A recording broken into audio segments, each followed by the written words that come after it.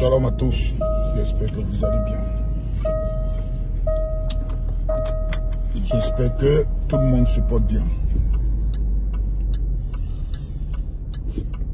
Excusez-moi, ce matin, je me suis levé de très mauvaise humeur parce que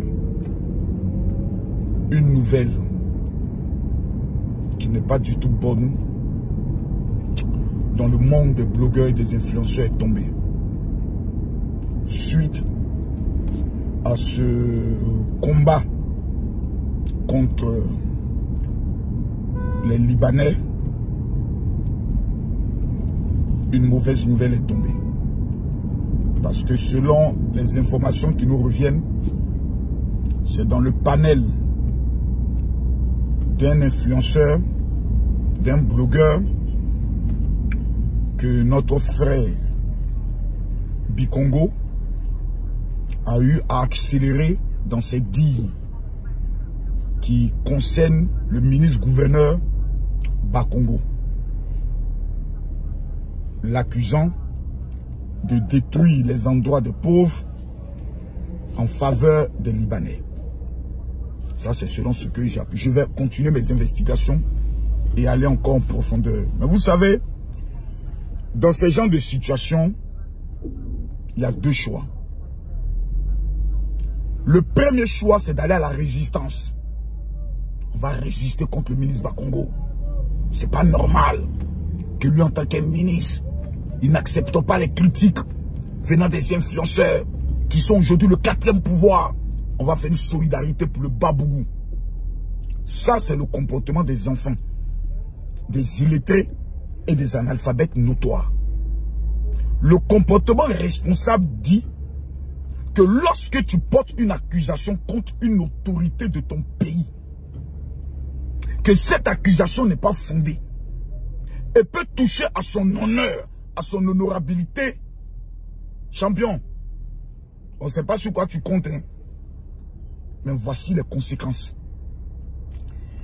Mais en même temps, il faudrait avoir l'humilité en tant que le père des blogueurs et des influenceurs pour venir devant le ministre. Moi, même s'il faut que j'aille dormir devant sa porte, j'irai dormir devant sa porte. Pour dire, papa, quand ton enfant commet une erreur, tu le corriges. Et ensuite, tu lui donnes des conseils et il comprend. Tout le travail que M. Bakongo est en train de faire aujourd'hui, là, c'est dans 10 ans que nous allons dire, ah, vraiment, Viela, c'était un visionnaire. C'est dans 10 ans. Est-ce que Viela même, il ne peut pas être même le successeur du président, comme l'appelle ça, Alassane Ouattara? On va se dire ça dans... Je vous donne... Donnez-moi 5 ans seulement. Les mêmes Ivoiriens aujourd'hui qui disent, Bakongo est en train de tout casser, il est en train de tout casser, il est en train de tout casser. C'est nous les mêmes là qui allons venir nous asseoir pour dire, ah, Viela avait raison. Moi, j'ai fermé ma bouche quand j'ai vu le banco. Vieux père, Bakongo, tu es un chef. Monsieur le ministre, vous êtes un chef. Banco, nous on partait nager. Nous on fraudait bus à Bobo. On passait par Cité Fermont. Et puis nous on partait nager au banco. Il y avait les Fanny Koya qui lavaient le linge. Ils ont volé le sac de mon petit frère Henri. Son sac d'école, il a grillé coup. On est allé nager au banco. Il a mis son sac d'en bas des tôles là où on faisait savon noir là. Ils ont volé son sac. Nous on connaît Banco. Je suis repassé au Banco. J'ai plus reconnu Banco. Banco est devenu un endroit où tu peux aller t'asseoir pour faire photo. Le pays est beau. Champion, il n'y a pas de développement sans casser. Jamais. C'est-à-dire, le peuple, le pays, ça fait mal. Mais quand on doit soigner une plaie là, on met alcool. Ça te brûle. Mais c'est pour ton bien. Ce que M. Bakongo est en train de faire aujourd'hui là, il est comme notre alcool. Il est en train de... Ça brûle, hein. Mais demain, on dit merci au docteur. Soit le docteur te traite, tu as l'impression qu'il est ton ennemi. Mais après, tu t'assois, tu dis merci docteur. Parce que le traitement que tu m'as donné là, ça m'a permis de me soigner. Vieux père, moi je viens en tant que ton fils pour te demander pardon. Ce que Bikongo a fait là, c'est le zèle des réseaux sociaux qui nous donne ça. Quand on regarde vues, on regarde abonnés, on a l'impression qu'on a un pouvoir. Or, dans le vrai fond, on n'a rien. Notre coalition a ses flocos. Voilà maintenant Bikongo, et à la Maka. Il est allé rendre visite à Mabio. Mabio même, ses abonnés même, c'est-à-dire, et qu'on a oublié Mabio. Chacun est retourné dans sa vie active. Moi, ça me fait mal. Parce que M. Bakongo, que moi je connais, s'il est allé jusqu'à porter plainte, c'est que ce que Bikongo a dit a dû toucher à son honneur. Les autorités qu'on voit là, ils ont des familles, hein. Ils ont des enfants qui sont sur les réseaux. Et quand on est en train de les biama là, il y a leurs amis, hein, de leur classe ou bien de leur école, qui les envoient, ça veut dire, ah, ils ont allumé ton papa, hein. Ah, Bikongo a allumé ton papa, hein. Ça blesse l'enfant. Ils ont des femmes. La femme de M. Bakongo, il n'y a pas une femme qui a un cœur comme elle. J'ai dit bien la femme de M. Bakongo. Il n'y a pas une femme qui a un cœur comme elle. C'est une femme dans le social. C'est qu'elle fait au niveau de Koumassi. Et en Abidjan, on ne peut pas en parler. Une femme qu'on va s'asseoir. Et puis c'est un enfant qui va venir allumer son mari. Ça fait mal. Vous savez, dans la vie, là, quand tu es demandé pardon, il faut savoir comment chicoter ton frère. Papa Bakongo.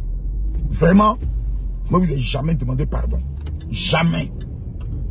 Mais en tant que le général, votre fils, je viens humblement taper votre pied. C'est dans la vidéo, il vous a manqué de respect. Hein. C'est dans la vidéo, si nous sommes là, vous demandez pardon. Bikongo, là, c'est ton fils. Viens. Petit, là, il a compris. Moi, il fait Maka. C'est pour ça qu'il y a des combats bêtes, là. Comme il dit Mako Soan, il dit, j'en parle du temps. Mais il connaît la finalité. C'est dans lutte à faire des Libanais, hein, que parole est sortie dans la bouche de Bakongo, de Bikongo, qu'il a mené à la Maka.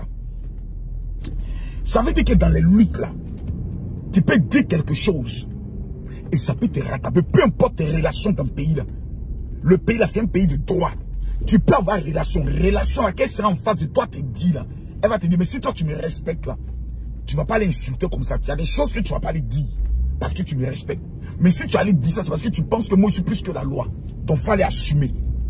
C'est pour ça dans la vie, quand tu as des relations, faut être sage. Faut être intelligent. Il ne faut pas mettre en mal tes relations. Aujourd'hui, on est en train de parler de Libanais.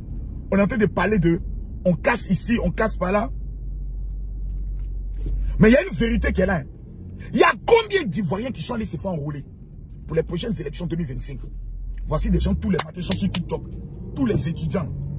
Beaucoup qui ont plus de 18 ans ne sont même pas allés se faire enrôler. Vous avez 18 ans. Vous n'avez pas votre carte électeur en Côte d'Ivoire. Vous êtes un maudit. Vous êtes un diable. Vous êtes un sorcier.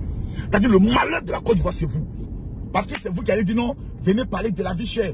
Les influenceurs, vous ne dénoncez pas tant. La meilleure manière de dénoncer ou la meilleure manière d'encourager là, c'est pendant une élection présidentielle. Vous n'êtes même pas enrôlé, vous menez combat. Quelqu'un qui mène un combat qui n'a même pas sa carte d'électeur, je sais que tu n'es pas un maudit, tu es un véritable maudit. On a prolongé la date des enrôlements là. Toutes les géreuses de Bizi, les poclés là, allez vous faire enrôler. Tous les inconscients qui n'ont pas travaillé en Côte d'Ivoire, qui sont en train de parler sur les panels, allez vous faire enrôler. Faisons les panels d'enrôlement. Combien de personnes se sont fait enrôler par rapport aux prochaines élections présidentielles? C'est là le vrai enjeu. C'est là le vrai débat. Tout le reste, ça, ce n'est que des conneries. Les gars, faisons attention. Hein. Faisons attention. Faisons attention. Hein. Faisons très attention. Quand on veut parler de certaines autorités, la Bible nous enseigne, soyez soumis aux autorités. Il doit avoir un langage diplomatique. Il doit avoir un langage, même si tu es en colère, il y a une manière de parler. Je vais vous prendre un exemple dans la Bible. Il y a un homme qu'on appelle Daniel. Le roi dit, si tu ne fais pas ça, si tu n'adores pas la statue, on sera obligé de te condamner.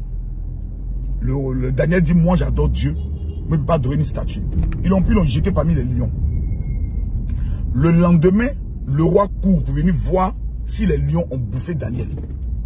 Quand le roi arrive, les lions n'ont pas bouffé Daniel. Daniel pourrait dire, toi roi maudit là. Toi tu as cru que toi mon Dieu allait m'abandonner, non? Mon Dieu t'a montré qu'il est plus puissant que toi. Mais voici les paroles de Daniel.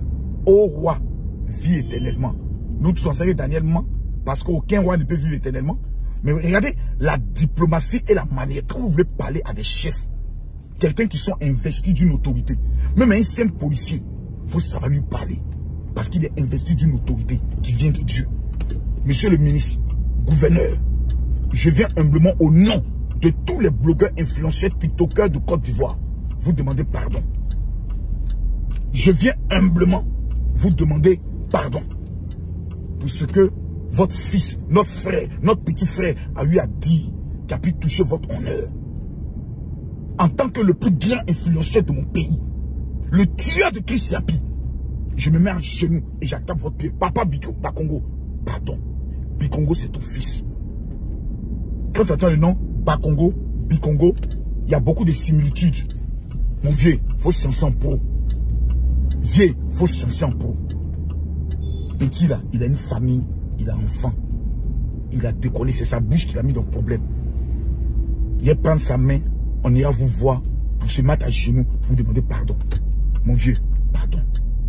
Que Dieu vous bénisse.